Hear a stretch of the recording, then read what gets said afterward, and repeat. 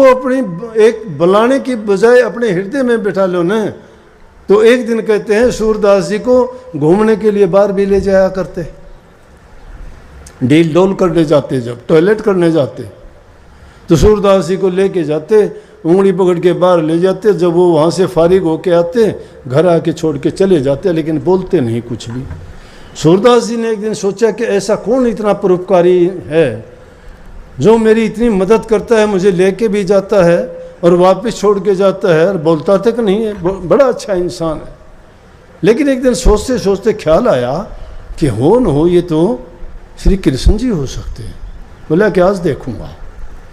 जब उसको एक दिन अगले दिन जब वो छोड़ के चलने लगे, हाथ छुटाने लगे, हाथ जोर से पकड़ लिया।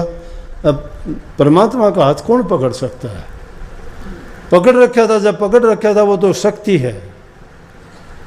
उसने तो हाथ पकड़ने की कोशिश की, उसने हाथ को झटका दे के चल दिया। बोला हाथ छुड़ा के जात और निर्मल जान मोए, दिल से मेरे निकलोगे जब जानूंगा तो ये। बोला कि हाथ छुटा के मुझे निर्बल और मुझे दुर्बल समझ के आप जा रहे हो, लेकिन मेरे हृदय से निकल के दिखा दे, फिर मान जाऊंगा। तो अपने हृदय में क्यों नहीं बिठा लेते? अपने हृदय के अंदर नहीं रखते हो, पाखंडवाद में ज़्यादा विश्वास करते हो। जो प्रेम करता है वो अपने हृदय में रखता है, उसको दिखाने की, बताने की, कहने की। अरे जिससे तुम प्रेम करते हो उसके गीत गाते फिरते हो क्या? उसका प्रचार करते हो, डोंडी पिटवाते हो क्या? गुप्त रखते हो उसको? तो नहीं बताता, कोई नहीं बताता किसी से। कौन बताएगा अपने प्रेमी की बातें? प्रेम नहीं है, पाखंड है। प्रेमा भक्ति नाम इसीलिए है इसका। और गुरु के साथ जो भक्ति की जाती है प्रेमा भक्ति होती है। जिस शिष्य का अपने गुरु से आशिक और मासूक जैसा प्यार नहीं है तो झूठा है, कपट है, भ्रम है, झूठ है उसमें। प्यार जिसने अपने गुरु से किया वो बता सकता है ये बात, जिसने अपने गुरु को जाना है। नहीं तो गुरु नहीं, वो तो कलयुग धर्म निभाते हो तो निभाओ, ठीक है। गुरु से प्यार हो और वो गुरु के बारे में कुछ सोच ले, गुरु के बारे में कुछ सुन ले ना, नहीं सुन सकते। इसका मतलब गुरु के बारे में उसके वही ख्याल हैं जो उसको दूसरा कहता है। उनके ख्याल में ख्याल मिलते हैं। अंग्रेजी में कहावत है, birds of a feather flock together. एक जैसे आदमी जो होते हैं वो एक जैसी बातों में रह के उन्हीं में वो वैसी बातें करते हैं। गुरुमुख और मनमुख कभी नहीं मिल सकते।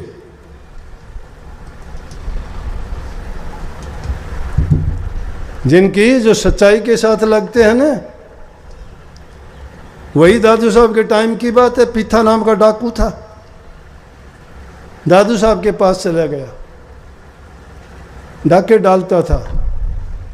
जब दादू साहब के सत्संग सुने, बातें सुनी, वाणी सुनी, ज्ञान और विवेक जाग गया उनका। पिछले संस्कार थे, कोई अच्छे कर्म थे उनका। जब वो ज्ञान जागा, सब कुछ छोड़ के डाकुओं से कह दिया मैं डाका नहीं डालूंगा।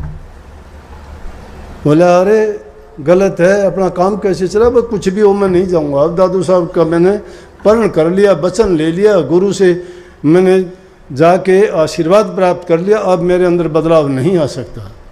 बोला बदल जाएगा। बोला गगन जमन उल्टी चले और पश्चिम उगे भान।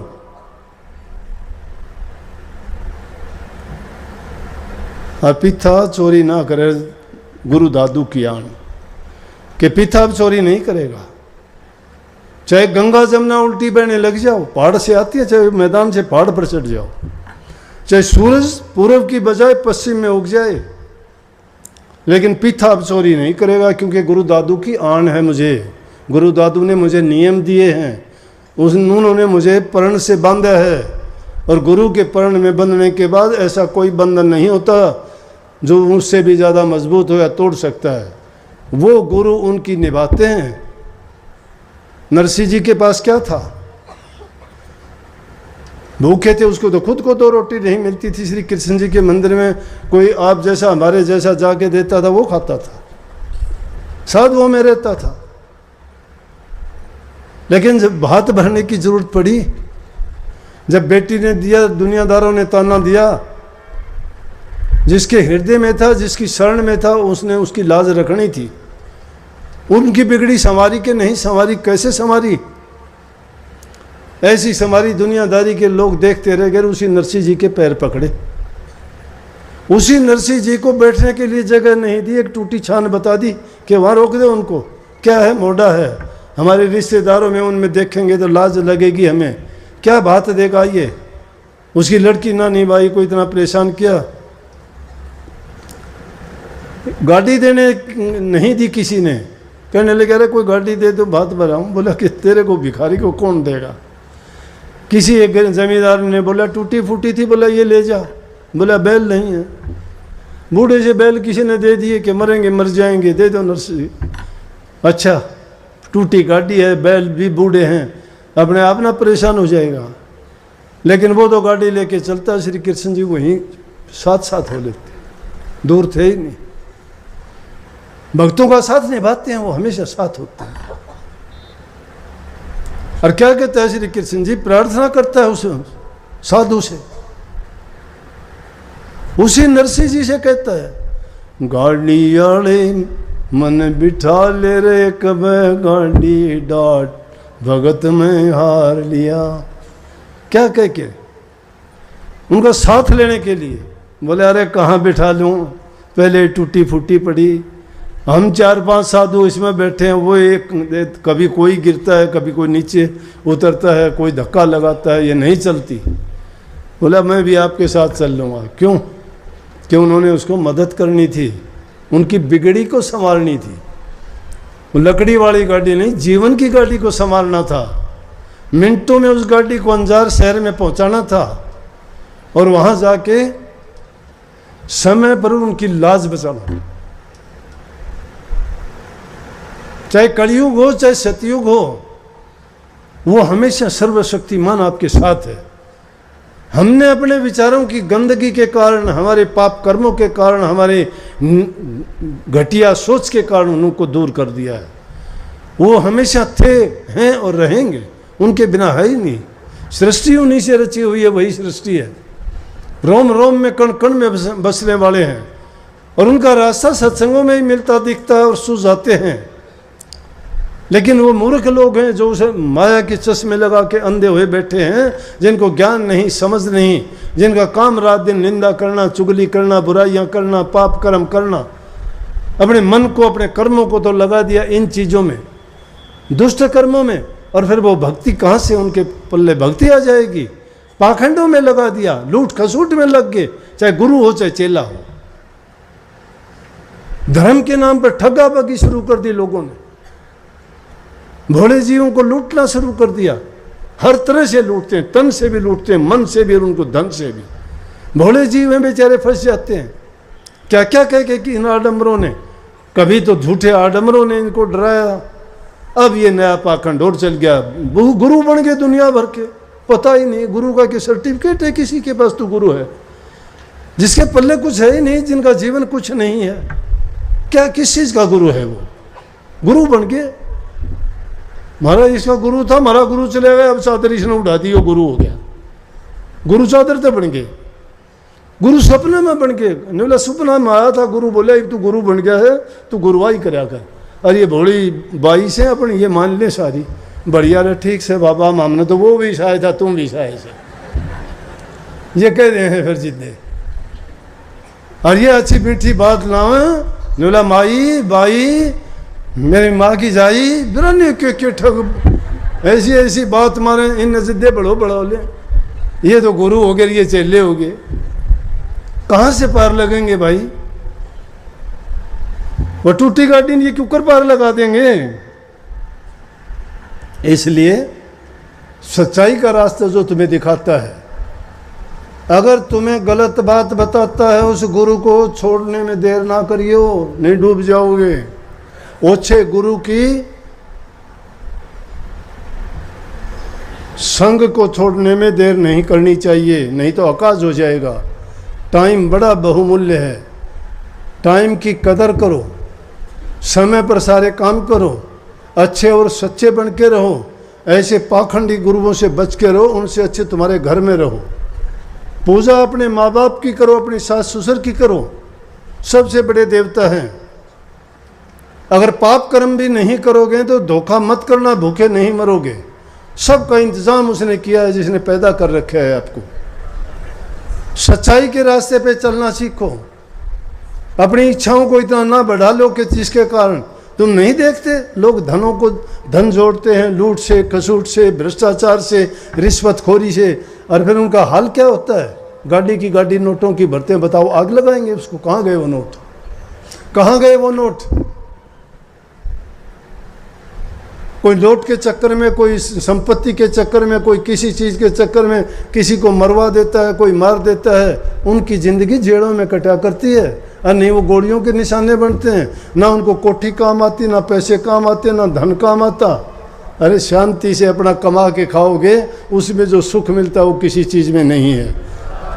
हक हलाल की कमाई खाओ, अपने घर में रहो, कमा के खाओ, पर धन पर त्रिया से ने ना लगाओ। इससे बढ़ के कोई धर्म नहीं है, कोई धर्म पाखंड नहीं है। ये पाखंड फैला रखा है लोगों ने।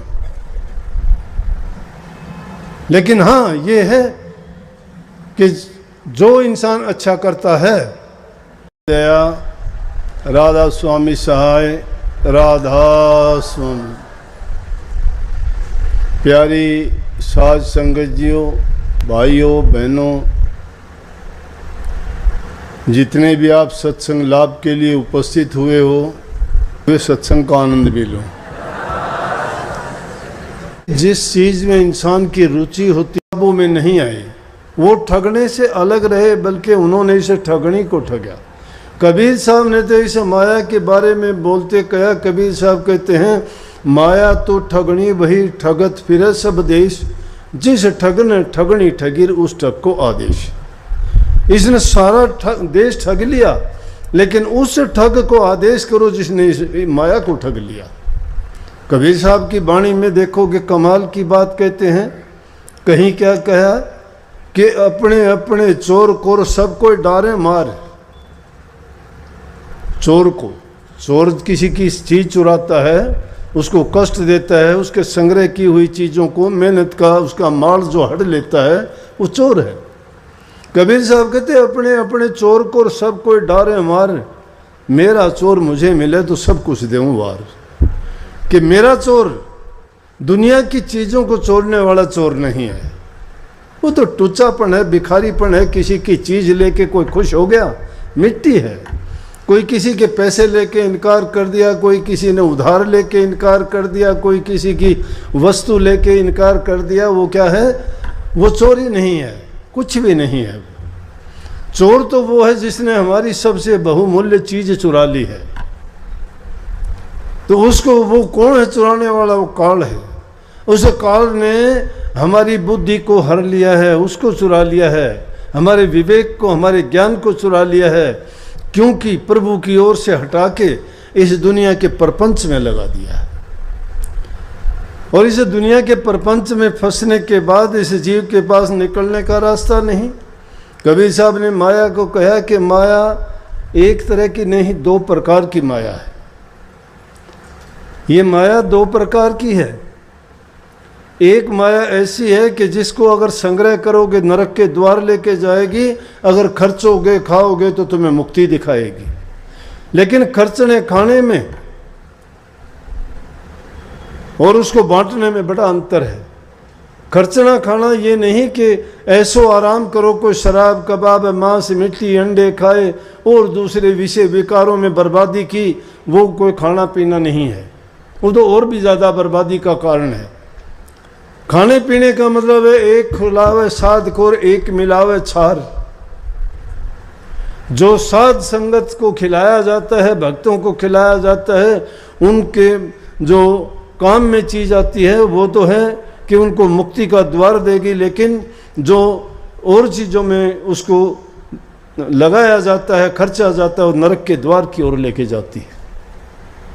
इसीलिए उस ठगनी के बारे में कहा कि इसने सब दुनिया को ठग लिया, और ऐसा ठगा कि सब भूल भरम में, सब भरम में है।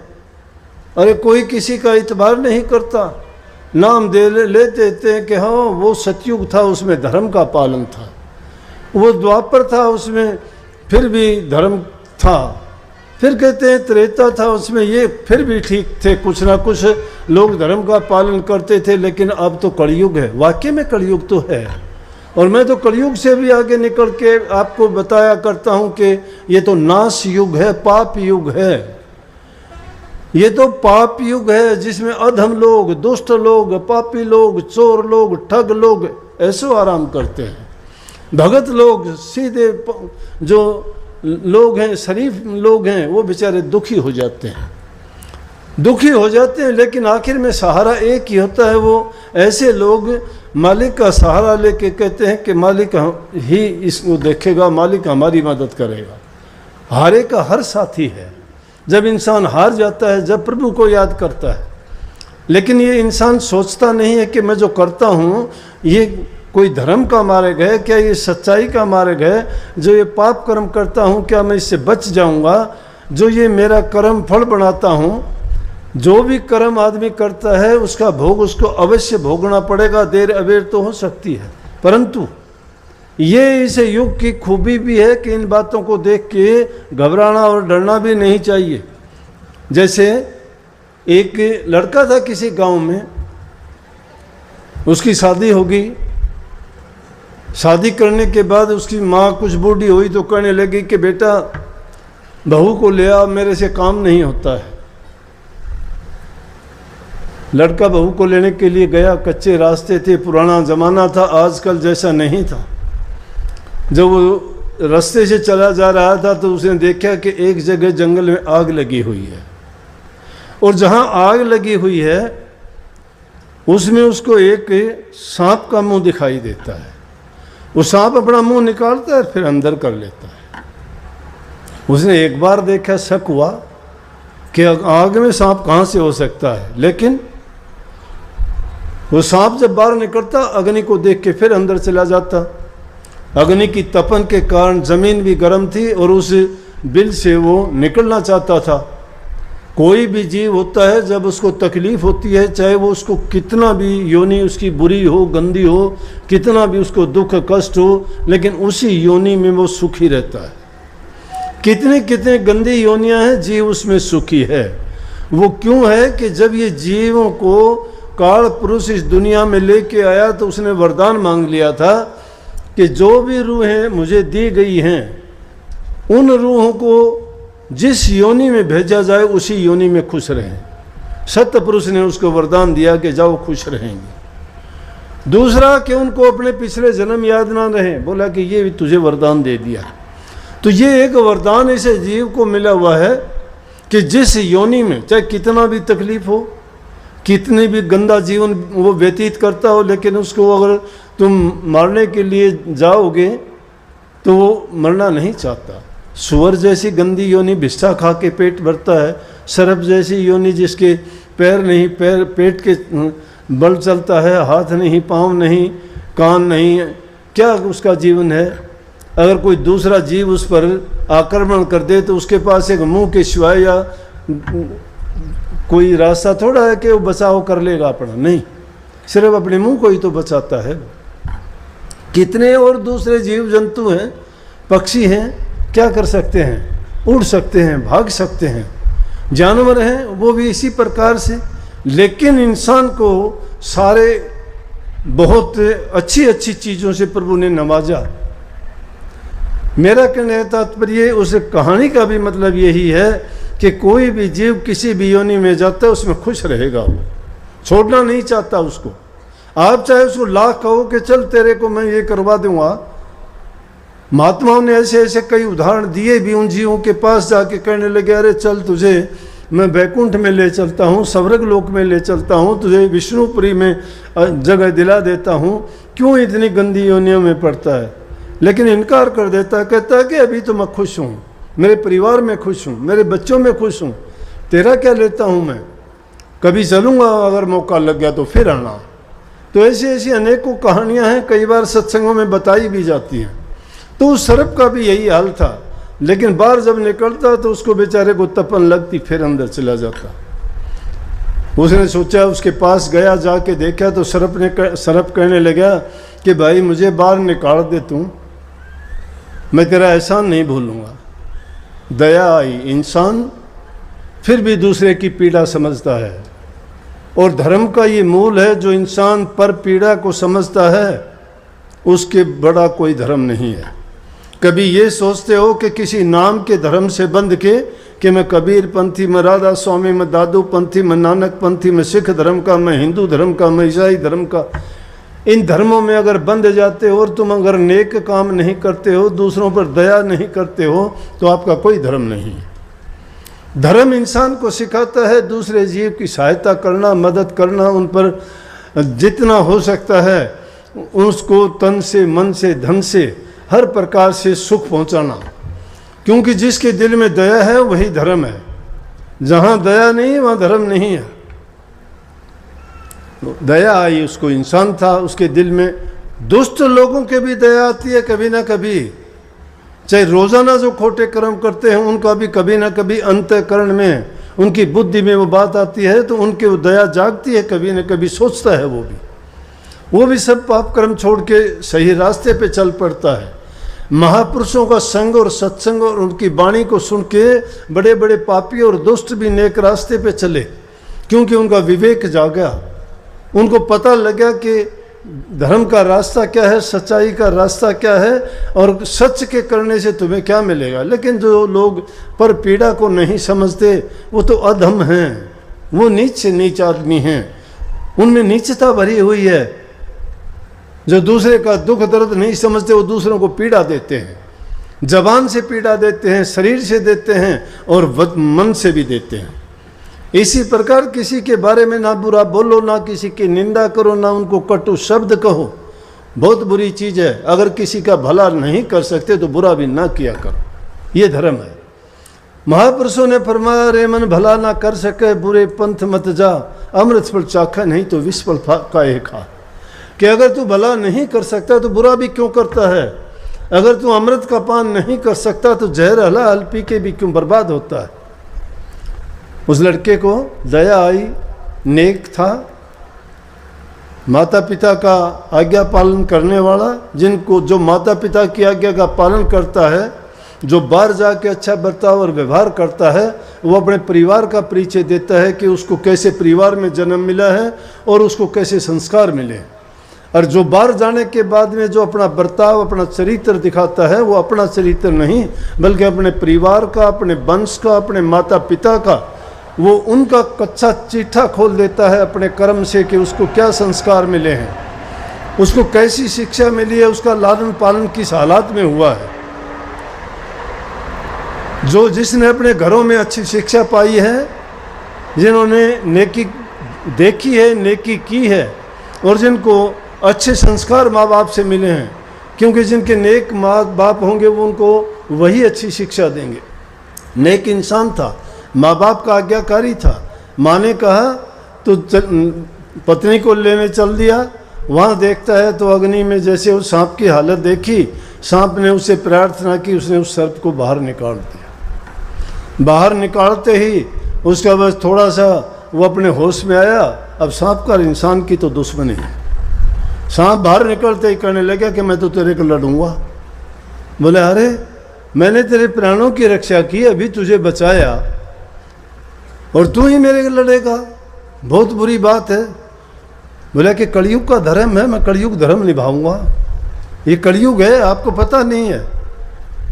बोला कलयुग में यही कुछ चलता है, जो जिसका अच्छा करता है वो उसी का बुरा करेगा। बोले ये तो गलत बात है भाई, तू मेरे को क्यों लड़ेगा, मैंने तेरे प्राण बचा दिए इसलिए। बोला कि ये तो कोई नियम की बात नहीं है। बोला कि मैं चल तेरे को पक्का करवा दूँ। हाँ करवा। जंगल में क्या था, सांप उसको लेके गया, एक गाय चल रही थी जंगल में, गाय के पास लेके गया। गाय को कहने लगे, गाय माता ये बताओ, मैंने इस सर्प के प्राण बचाए, अग्नि में जलने वाला था, इसने भी इतनी प्रार्थना की, बोला भाई मुझे बचा ले, मेरे प्राण जाएंगे, मैं जल जाऊंगा। मैंने दया की, इसको बचाया, अब कहता है मैं तुझे ही लड़ूंगा। और अब कहता है कि मैंने जब इसको कहा कि मैंने तेरा भला किया, तू मेरा बुरा क्यों करता है। बोला कि ये कलयुग धर्म है, कलयुग का धर्म निभाता हूँ मैं तो। बोले आप मानती हो, आप हमारा न्याय करो, क्या ये बात सही है? बोले अभी बात तो सही है, लड़ेगा ये तो। बोले वो क्यों? बोला मेरी हालत देख ले, मैं बछड़े पैदा करके हड़ चलाती हूँ, मेरा दूध पीते हैं, मैं और सारे काम आती हूँ, और फिर भी मुझे जो है जब बूढ़ी होगी तो मुझे नकारा करके और जंगल में निकाल दिया, अब मैं इधर से उधर उधर से फिरती हूँ। बोला मैंने क्या बुरा किया था? लेकिन मैंने जिनको दूध पिलाया, जिनको बैल दिए, उनके सारे काज संभाले, आज उन्होंने ही मेरी ये हालत कर दी। बोले हाँ बात तो ठीक है। बोला तो ये तो भाई लड़ेगा, अब बेचारा था जंगल में, और कोई चीज़ थी नहीं। उसके बाद बोला भाई और कोई? बोले आजा फिर। एक पेड़ के पास लेके गया। पेड़ से ना पेड़ बोलते ना गाय बोलती, अगर बोलते भी हैं तो उनकी भाषा समझ नहीं आती, लेकिन हम जैसे मूर्खों को समझाने के लिए कहानी बना दी गई।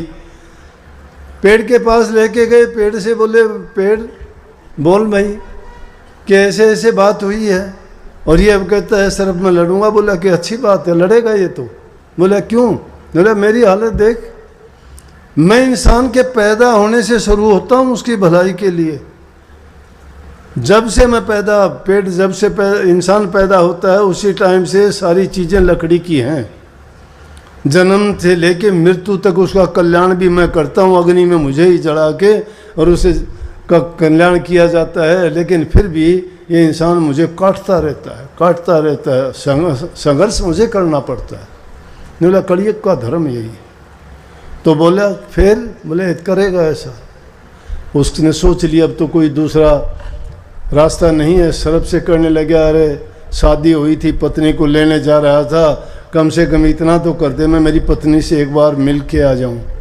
बोला भाई पत्नी से मिलने की बात यह है, तू एक बार तेरी पत्नी के पास बिना उसको कहे बिना बोले तो उसको एक बार देख के आ सकता है, इससे ज़्यादा अगर तू करेगा तो मैं तुझे शराब दूंगा तुझे। बोला कि ठीक है एक बार देख के आ जाऊंगा, और तुझे आज ही आना है वापस भी। भाग्या बेचारा गया, शराब से डरता हुआ, क्या पता क्या शराब दे दे, कितने दुख और ज़्यादा झेलने पड़े। भाग्या हुआ गया, जिस गांव में शादी हुई थी उस गांव में देखा तो पत्नी बाहर मिल गई उसकी। उसने भी देखा, वो देख के खुश हुई, लेकिन वो खुश नहीं हुआ उसको देख के, अपनी पत्नी को। उसको देख के वो देखती रही, तो उसने भी देखा क्या बात है, इसका तो चेहरा बड़ा उदास है, कुछ बोला भी नहीं, और इतना कहते ही वो वापिस हो लिया। लेकिन उसकी पत्नी भी उसके पीछे पीछे हो ली कि कोई ना कोई बात है, मैं क्या करूँगी अगर ये ऐसे ही जाएगा तो। मुझे ना लेके जा रहा है, ना मेरे से बात की है, ना कोई इसने अपना दुख दर्द तकलीफ बताया है कि कम से कम पूछो तो कि। आगे आगे वो पीछे पीछे वो भागते भागते जंगल में उसी सरब के पास पहुंच गए। सरब के पास पहुंच गए, सरब कहने लगे आ गया भाई। तो उसकी पत्नी को भी पता लग गया कि बचनों में बंधा हुआ था ये, और इसी कारण से ये बोल नहीं पाया। बोला कि तेरी पत्नी साथ क्यों आई है? बोला कि मैं बोला नहीं कुछ भी इससे, ये इससे पूछ। उससे बोला कि तू इसके साथ कैसे आई, तेरे से बात की? कहने लगा मेरे से कोई बात नहीं की, मैंने इसको उदास देखा, मेरा पति है, मैं इसलिए सोच लिया कि कोई ना कोई उलझन या समस्या है, इसीलिए मैं इसके साथ साथ भागी हुई आई हूँ। पत्नी का फर्ज और धर्म बनता है कि अगर पति किसी मुश्किल में है, परेशानी में है, तो पत्नी उसकी अर्धांगनी है, उसके दुख दर्द तकलीफ पीड़ा में साझी हो।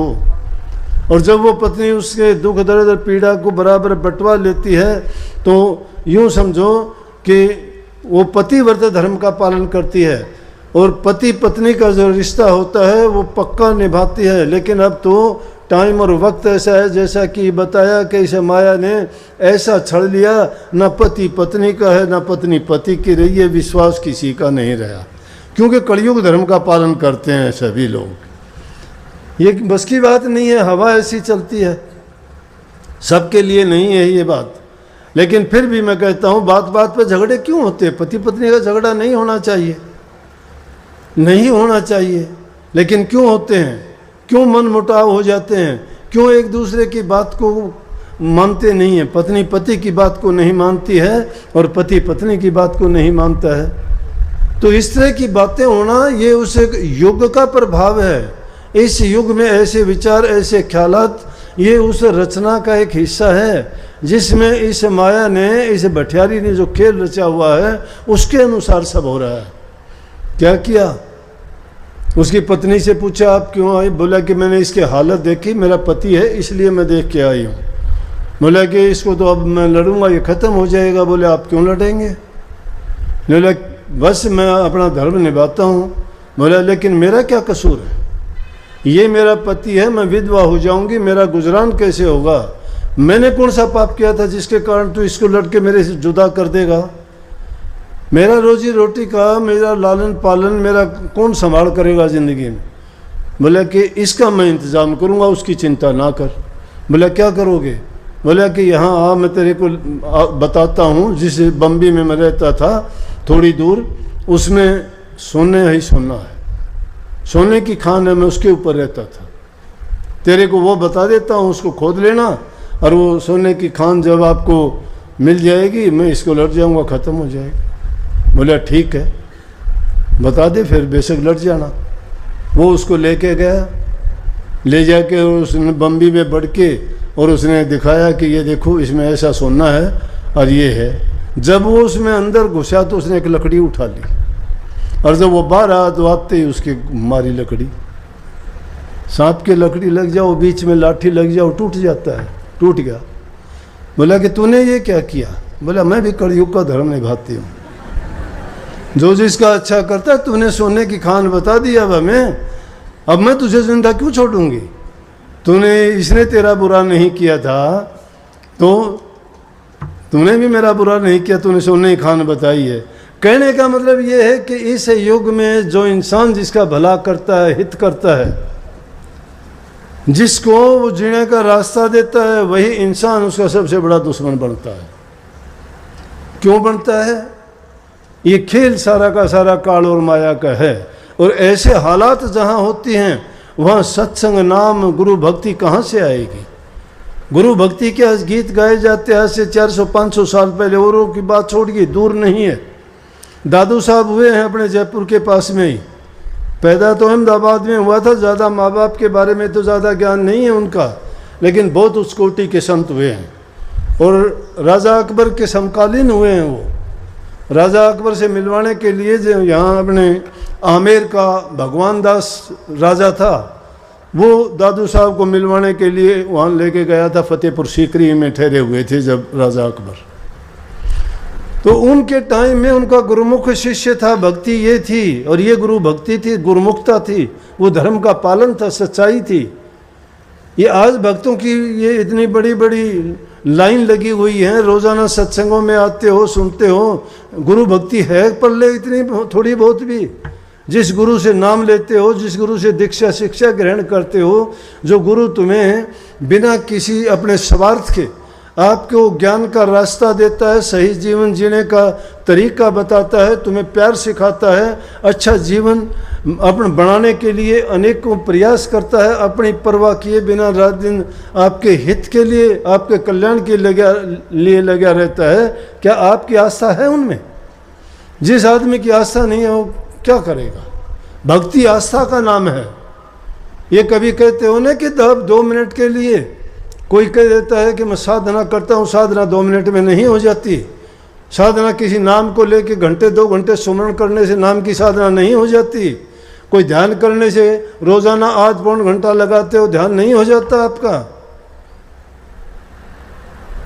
साधना अनुशासन है,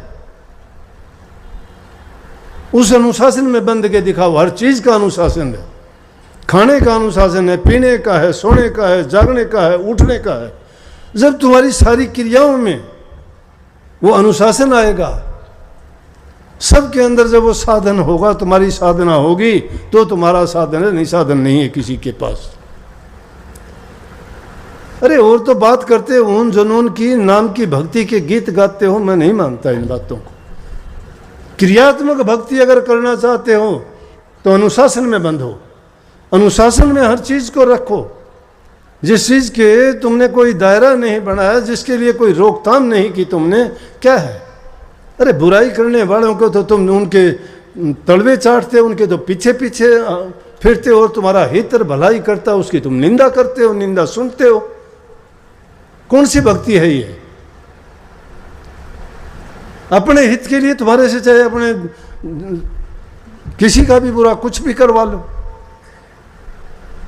कुछ भी करवा लो, सब कुछ करने के लिए तैयार हो जाते हो। कहां से आएगी भक्ति? विचार सुधरे, जीवन सुधरा, क्या आपका जो नियम था उसका आपने पालन किया? कहां से धर्म होगा? तो मैं दादू साहब की बात कर रहा था, उनका शिष्य था रजब,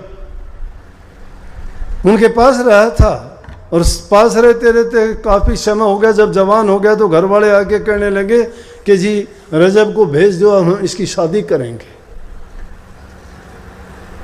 दादू साहब संत भगत लोग होते हैं, दुष्टों को भी गले लगाते हैं, पापियों का भी भला करते हैं, जो उनसे दुश्मनी करते हैं उनका भी हित करते हैं। कैसे? दादू साहब एक बार यूं अपनी झोंपड़ी से ही निकले थे और इतनी देर में कहीं बाहर से सत्संगी आ गए, कोई और यूं ही देखने के लिए, और आके दादू साहब से पूछने लगे कि दादू साहब कहाँ रहते हैं? बोला कौन दादू? दादू साहब खुद कहते कौन दादू? बोला तू दादू को नहीं जानता? दुनिया में प्रसिद्ध दादू साहब को नहीं जानता? बोला क्या दादू दादू लगा रखी है। उन्होंने 2-3 थप्पड़ लगाए दादू साहब को, चुपचाप निकल गए। उन्होंने किसी दूसरे से पूछा तो जब तक दादू साहब जाके अपने गद्दी पे बैठ गए थे। वो कहने लगे भाई दादू साहब कहाँ हैं? बोला कि वो बैठे सामने, दिखाई नहीं देते क्या? और वो लोग देख के हैरान, अरे जिसको हमने चपेट मारी थी वो दादू साहब है। संतों की तो ऐसी रीत होती है, संतों का ये जीवन है। वो जाके पैर पकड़ने लगे। बोला कि कोई बात नहीं भाई, शर्मिंदा होने की क्या बात है? कोई 2 पैसे की हंडिया लेता है उसको भी कई बार टच मार के वो परख के लेता है। तुम तो गुरु बनाने आए हो ना, तुम्हें भी परख करनी चाहिए थी। ठीक है तुमने परख कर ली, पता लग गया तुम्हारा गुरु सही है कि नहीं है। अगर तुम्हारे काबिल हो तो गुरु बना लेना, नहीं काबिल हो तो जाओ। संतों की अजीब बात है, संतों के रास्ते पे चलना सीखो। क्यों नहीं लगती संतों की शिक्षा? यहां से निकलते ही भूलते हो आप। या तुम्हारे दिल के अंदर कोई ना कोई पर्दा है, वो पर्दा नहीं हटा है अभी। वो भ्रम का पर्दा अधर्म का पर्दा बना लिया तुमने, धर्म के मार्ग की ओर नहीं चले। तो बात रजब की थी। जिन घरों में निंदा होती है, चुगली होती है, चुगल और निंदक आदमी बैठते हैं, उन घर में भक्ति तो क्या मैं कहता हूं, वहां तो रावण राज हो जाता है। वहां तो बुरे विचार ही होते हैं, पाप कर्म ही वहां फैलना शुरू हो जाता है। नरकों के समान वो घर हो जाता है। 2 साल 4 साल 5 साल में बर्बाद हो जाता है। कोई उस घर में बैठना उठना भी नहीं जाता, उनसे कोई मित्रता दोस्ती भी नहीं करना चाहता। कोई आएगा तो भी वो उनके हालात को देख के चला जाएगा, क्योंकि जगत भगत का बैर है। घर के लेके चले गए रजब को, तैयारी होगी, मोड़ बांध दिया, बारात लेके आ गए। बारात लेके जब जाने लगे तो दादू साहब के कहने लगे मैं तो जाने से पहले दर्शन करूंगा गुरु के। उन्होंने 2-4 और उनके साथ भेज दिए और वो दर्शन करने के लिए जब डेरे में गया, दादू साहब बैठे हुए थे ध्यान में, आंखें बंद। पता था, दिव्य दृष्टि से सब पता था। आके वो भी देखा कि ध्यान में बैठे हैं। साथ वाले बोले अरे दर्शन हो गए, चल अब तो। बोला कि मेरे दर्शन तो हो गए, उन्होंने तो मेरे ऊपर दृष्टि नहीं डाली, आंखें बंद हैं। जब आंखें खोलेंगे मेरे ऊपर दृष्टि डालेंगे, जब मुझे आशीर्वाद मिलेगा। दीदम दीदा जब तक नहीं हो जाता मुझे कुछ नहीं मिलता, मैं नहीं जाता। बोला देर होगी। घंटे बैठे, 2 घंटे बैठे। दादू साहब की जब आँख खुली, दादू साहब ने देखा और देख के हंसे। शादी वाले कपड़े देखे और चेहरे पर लिपा पुताई जो कर रखी थी वो देखी, शेरा वेरा बांध रखा था वो देखा, और देख के तुलना करी दादू साहब ने कि देखो माया का खेल, क्या आडंबर रच दिया। कहाँ चला था? भक्ति के रास्ते पे चला था, दरबार में रहता था, सेवा करता था, भक्ति करता था, प्रभु के गीत गाता था। कितना पवित्र हृदय था, मस्त मगन रहता था आश्चर्य के ऊपर। चाहे इसने कितने भी तैयारी की है, फिर भी वो बात नहीं है, खुश नहीं है। और देख के आखिर वो वचन फरमा ही दिया। दादू साहब कहने लगे, रजब तूने गजब किया, और क्यों सिर बांधा मोड़, चला था हरि मिलन को करी नरक मठोड़। जैसे रजब के दिलो दिमाग विचार ख्याल हृदय पार निकल गई है वाणी, छलनी बना दिया उसके हृदय को, उसकी सोच विचार ख्यालात बंद कर दिए। एकदम ऐसा हो गया जैसे आकाश से उड़ता हुआ जमीन पर आके गिर गया धड़ाम देश। सोच विचार ख्यालात सब बंद हो गए। सोचा कि ओह क्या किया मैंने, बहुत जुल्म हो गया, पाप हो गया मेरे से। गुरु ने मुझे क्या रास्ता दिखाया था, हम किस रास्ते चल दिया। उसी जगह से कह दिया कि मैं शादी नहीं करूँगा। घर वाले आए कि दादू साहब इसको समझाओ। बड़ा समझाया कि जा भाई, बोला कि नहीं, छोटे भाई की शादी कर दो, उस लड़की के साथ मैं नहीं जाऊँगा। क्या क्या सपने नहीं देखे होंगे शादी से पहले उसने, शादी होगी, पत्नी घर आएगी, बच्चे होंगे, जीवन ये होगा, खुशी होगी, ये काम करूँगा, ये कारोबार होगा। लेकिन गुरु के एक वचन ने ये भूली वस्तु वो थी। जो भूल गया था वो बिगड़े हुए काम ये नहीं कि उनका आपस में जूत बाज गया। बिगड़ी का मतलब है कि भटके हुओं को गुरु संभालता है, लेकिन गुरु का होना चाहिए। जिसने गुरु को ही पीठ दिखा दी हो, गुरु उसको कैसे संभाल लेगा। गुरु के सन्मुख हो तो गुरुमुख कहलाते हो, लेकिन गुरु के विचारों को त्याग देते हो तो मनमुख कहलाते हो। मन की आज्ञा में चलते हो, मन के कहे में बैठते हो। अरे गुरु की बहक में आओ। गुरु जो कहता है, गुरु का स्वार्थ नहीं है, तुम्हारे लिए तुम्हारा हित करते हैं। अब तो समझते ही नहीं। छोटी सी बात मेरे से कहे बिना नहीं रह जाता। सुबह 5 बजे निकलता हूँ, सत्संग होता है, 3 घंटे तक आपके सामने बैठता हूँ। थोड़ा बहुत इधर उधर चलो, भंडारा देख लिया, लड़कियाँ सेवा करती हैं ये देख लिया, क्या क्या प्रसाद बनाया देख लिया, दृष्टि डाल दी, प्रसाद शुरू करने का हुक्म दे दिया। देखता हूँ कि नहीं, 3 घंटे बैठता हूँ, सारे बात करते हैं उस दौरान भी। फिर सत्संग घंटा 1.5 घंटा सत्संग भी होता है। फिर नामदान का टाइम भी होता है, घंटा 1.5 घंटा उसमें भी लगता है। फिर 2 घंटे 2.5 घंटे का सफ़र भी होता है। लेकिन फिर भी मतलब इन सोच क्या बताऊं। कल अपने DFO साहब थे, मैंने पूछ लिया, मैं क्या हालचाल है। बोला जी हालचाल क्या है, कभी यूँ घूमते हो जिद हमारी स्टॉल पर नहीं आते आप, किताबों वाली पर हमारी स्टॉल पर नहीं आते आप, और सब जगह जाते हो। अरे रात दिन तुम्हारे पास रहने लगा, स्टॉल पे जाने के बाद में स्टॉल तिर जाएगी कि तुम उसमें विमान में बैठ के तिर जाओगे। मतलब तुम्हारा हित इतना ही है कि मैं तुम्हारी जाके हर आदमी की हाजिरी मारूं। तुम्हारे ख्यालात क्या है, सोच क्या है तुम्हारी। कभी ये भी सोचते हो कि बेचारा कब से बैठा है, इसने कितनी देर से सबसे बात भी करता है, और इतना लंबा चौड़ा बैठना तुम्हारे लायक है क्या। आपसे 2 कदम चला नहीं जाता, उससे तुलना कभी नहीं करते। पर पीड़ा को क्या समझेंगे, बोलो। इंसान अपना ही हित चाहता है सारा, और उसमें क्या हो जाएगा अगर 1 सेकंड के चला गया। हो सकता है मैं तुम्हारे पास नहीं जाऊं, लेकिन तुम्हें तरीका बता दूंगा, तुम मुझे अपने दिल में बैठा लो ना, कहाँ जाऊंगा। सूरदास जी ने किया था ऐसा। सूरदास जी पीछे की जिंदगी अंधे हो गए थे, और वो श्री कृष्ण जी उनका इष्ट था, उनके बारे में पद लिखा करते थे। तो पद लिखते लिखते पहले लिखते थे तो उनमें लिखते थे सूर, नीचे के पद में अपना नाम सूर लिखते थे। लेकिन अंधा होने के बाद वो लिख नहीं पाए। परंतु क्या कहते हैं कि जो भी वो उन्होंने उस अंधा होने पर पद लिखे, उन पदों को श्री कृष्ण जी लिखते थे उनके लिए, और श्री कृष्ण जी प्रकट होकर लिखते थे। और वो किस तरह से उनके उन पदों में आज भी पहचान है, उनमें उन्होंने सूर श्याम लिख दिया। पहले के पदों में सूर था जब वो आंखों से देखते थे, और बाद के जो श्री कृष्ण जी ने लिखे उनमें सूर श्याम लिखा है। तुलसीदास जी के साथ भी यही थी। तुलसीदास गोस्वामी तुलसीदास जी ने जब रामायण लिखी ना, तो रामायण लिखते वक्त रामायण के जितने पात्र थे,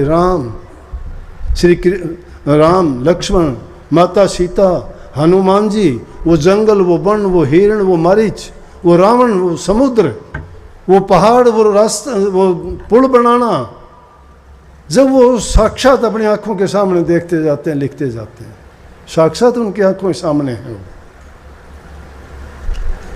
थे उनकी आंखों के सामने। अतिशोक्ति नहीं है ये। जिस चीज में आदमी इतना रम जाता है वो उसी का रूप हो जाता है, उसके सिवाय दूसरी चीज देखता ही नहीं है। इसीलिए तो उन भक्तों के गीत और बात गाई जाती हैं जिन्होंने पत्थर में प्रकट कर लिया, मूर्तियों में प्रकट कर लिया, पानी में प्रकट कर लिया, डूबते हुओं को बाहर निकाल के लेके आए, उनके लिए क्या क्या उन्होंने रख दिया, उनकी जगह जाके उन किसी की सेवा उन्होंने की, उनकी जगह जाके नौकर की तरह उनका काम किया। किसने कर दिया? परमात्मा एक नहीं है। सुबह बोलो, शाम बोलो, राधा स्वामी नाम बोलो, जब भी जुबान खोलो, राधा स्वामी नाम बोलो। सुबह बोलो, शाम बोलो, राधा स्वामी नाम बोलो, जब भी जुबान खोलो, राधा स्वामी नाम बोलो। भाग बड़े हमने नर तन पाया है, हीरे जैसी जिंदगी को कोठी सा बनाया है। भाग बड़े हमने नर तन पाया है, हीरे जैसी जिंदगी को कोठी सा बनाया है। दुनिया का प्यार झूठा, दाता संग तार जोड़ो, जब भी जुबान खोलो, राधा स्वामी नाम बोलो। सुबह बोलो, शाम बोलो, राधा स्वामी नाम बोलो, जब भी जुबान खोलो, राधा स्वामी नाम बोलो। प्रभु की कृपा से मिला अनमोल खजाना है, जिसकी कृपा से मिला उसी पर लुटाना है। प्रभु की कृपा से मिला अनमोल खजाना है, जिसकी कृपा से मिला उसी पर लुटाना है। एक पल न जाए खाली, ध्यान में मगन हो, जब भी जुबान खोलो, राधा स्वामी नाम बोलो। सुबह बोलो, शाम बोलो, राधा स्वामी नाम बोलो, जब भी जुबान खोलो,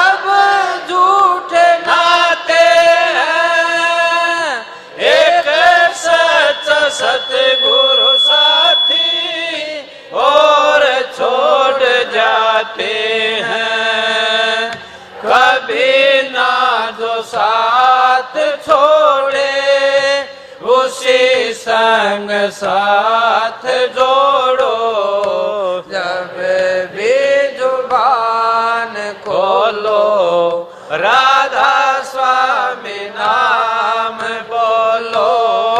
सुबह बोलो श्याम बोलो, राधा स्वामी नाम बोलो, जब भी जुबान खोलो राधा स्वामी नाम बोलो।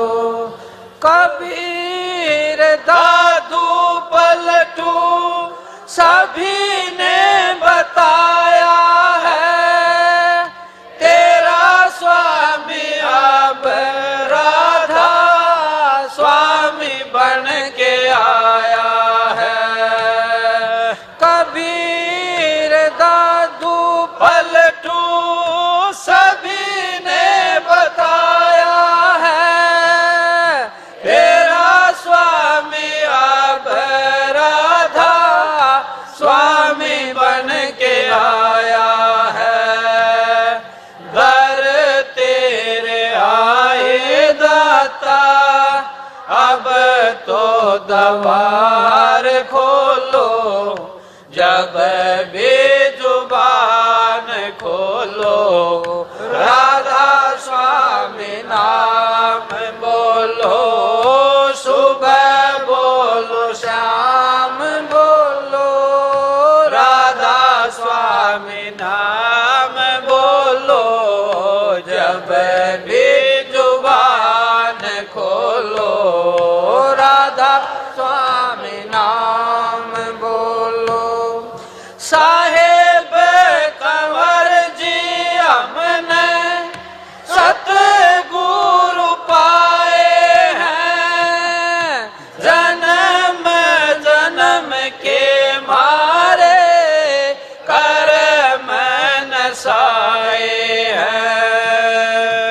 साहेब कंवर जी हमने सतगुरु पाए हैं, जन्म जन्म के मारे कर्म नसाए हैं। शिपी के संग संग सारे जयकार बोलो, जब भी जुबान खोलो राधा स्वामी नाम बोलो।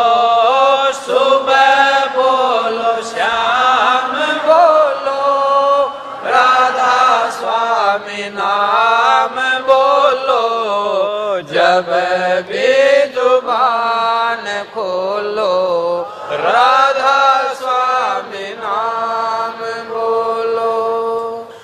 औरत आगे राधा स्वामी की कीजे, विमल प्रकाश अमीरस पीजे।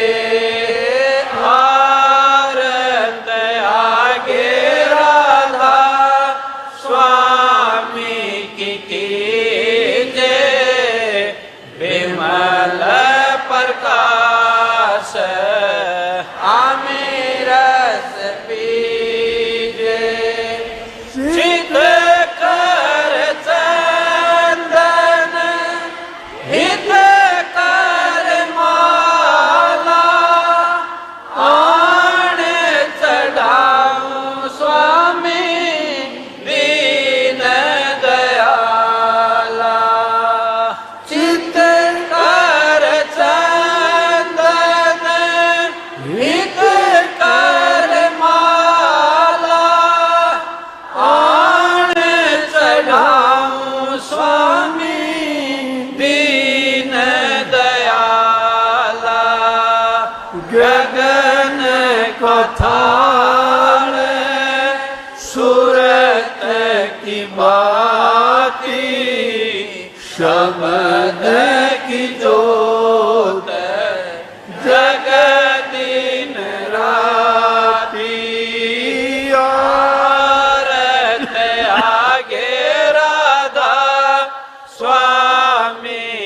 कीजे विमल प्रकाश अमीरस बीजे आरत आगे राधा स्वामी की कीजे विमल प्रकाश अमीरस बीजे सहस कमल दर घंटा बाजे